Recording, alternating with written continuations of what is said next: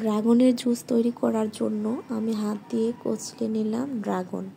দিয়ে দিচ্ছি চিনি।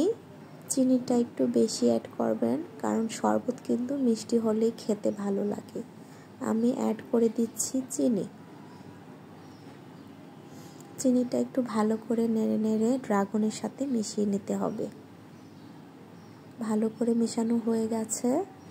আমি কিন্তু নেড়ে নেড়ে মিশিয়ে নিলাম ড্রাগন আর চিনি।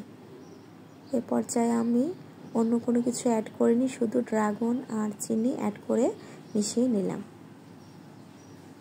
আমি আপনাদেরকে খুব ভালো করে দেখিয়ে দিচ্ছি। আমি কিন্তু হাত দিয়ে কচলে নিয়েছি। আপনারা ইচ্ছা করলে ব্লেন্ডারের জারে দিয়ে ব্লেন্ড করে নিতে পারেন ড্রাগন ফল। আমি এখন আপনাদেরকে জুস বানানোর জন্য হাত দিয়ে কচলিয়ে দেখিয়ে দিয়েছি। হাত দিয়ে কচলিয়েও বানানো যায়, আবার ইচ্ছা করলে ব্লেন্ডারের জারে দিয়েও ব্লেন্ড করে নেওয়া যায়। এখন আমি অ্যাড করে দিব, আপনাদেরকে দেখিয়ে দিব কি কি উপকরণ অ্যাড করছি। এখন অ্যাড করে দিচ্ছি দুধ।